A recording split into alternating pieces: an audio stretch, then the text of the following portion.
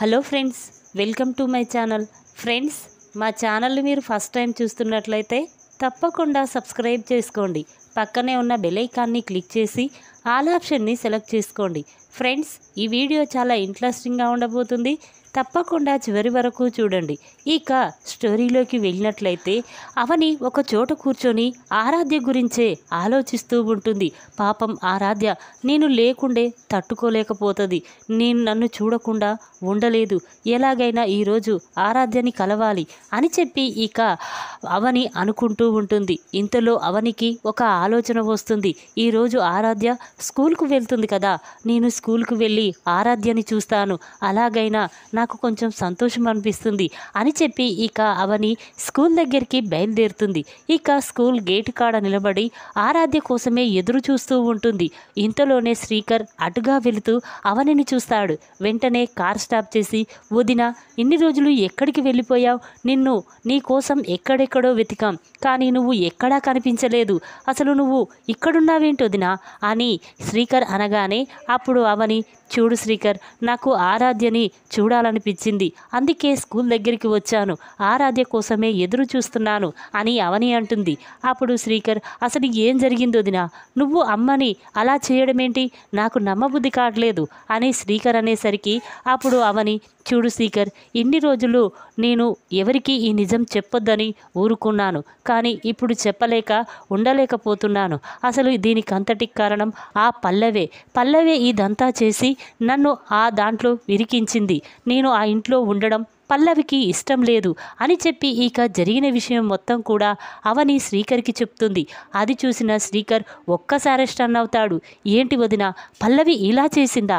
అసలు తనకి ఎంత ధైర్యం నిన్ను ఇంట్లో నుంచి పంపిస్తుందా అని చెప్పి ఇక శ్రీకర్, పద వదినా వెళ్దాం, వెళ్ళి ఆ పల్లవి సంగతి చెప్దాం అని శ్రీకర్ అనేసరికి అప్పుడు అవని, చూడు శ్రీకర్, ఇప్పుడు చేయవలసింది అది కాదు, నేను ఒకటి ప్లాన్ చెప్తాను విను అని చెప్పి ఇక అవని శ్రీకర్కి ఒక ప్లాన్ చెప్తుంది.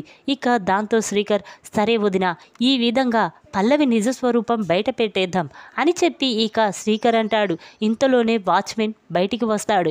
ఇక అవనిని చూసిన వాచ్మెన్, ఏంటమ్మా ఇక్కడున్నారేంటి అనగానే అప్పుడు అవని, చూడండి, నేను ఆరాధ్యని చూడాలి, ఈరోజు ఆరాధ్య స్కూల్కు వచ్చిందా అనగానే అప్పుడు వాచ్మెన్, లేదమ్మా, ఈరోజు ఆరాధ్య స్కూల్కు రాలేదు, తనకు ఒంట్లో ఆరోగ్యం బాగాలేదట, తనని హాస్పిటల్కి తీసుకువెళ్ళారట అని వాచ్మెన్ చెప్పగానే ఇక ఆ మాటలు విన్న అవని చాలా బాధపడుతూ ఉంటుంది.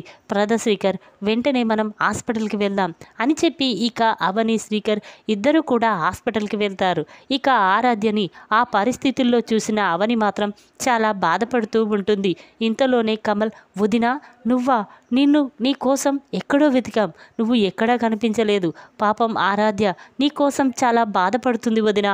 ఎలాగైనా అమ్మని నువ్వు నెట్టలేదని నేను తెలుసుకుంటాను, వాళ్ళకి నిజాన్ని నిరూపిస్తాను. నువ్వు ఇలా చేశావంటే నేను అస్సలు నమ్మలేకపోతున్నాను వదినా అని కమల్ అనేసరికి అప్పుడు శ్రీకర్, చూర్రా, కొన్ని విషయాలు అతి తొందరలోనే తెలిసిపోతాయి, అది ఎవరు చేశారో కూడా మేము నిరూపిస్తాం అని శ్రీకర్ అనేసరికి ఇక కమల్కి అనుమానం వస్తుంది.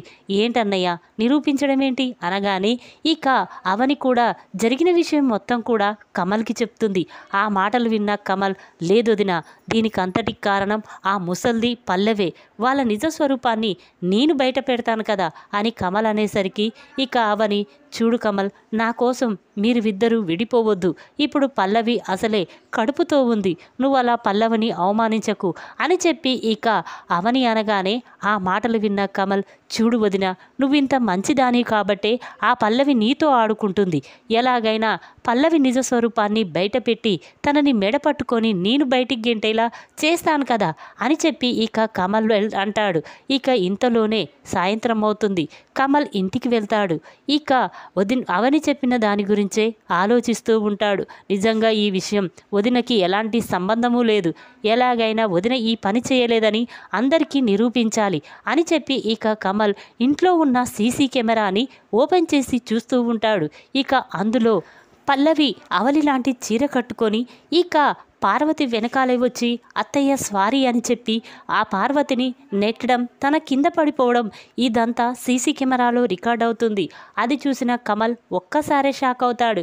ఇక వెంటనే తన మనసులో అంటే ఇదంతా చేసింది పల్లవే, అవని వదినని బయటికి పంపించడానికే పల్లవి ఇలా చేసింది, ఇక ఈ పల్లవిని క్షమించకూడదు అని చెప్పి ఇక కమల్ అనుకుంటూ వెంటనే ఈ నిజాన్ని అందరికీ నిరూపించి పల్లవిని ఇంట్లో నుంచి మెడపట్టుకొని బయటికి గెంటేయాలి అని చెప్పి ఇక కమల్ అనుకుంటూ హాల్లోకి వస్తాడు.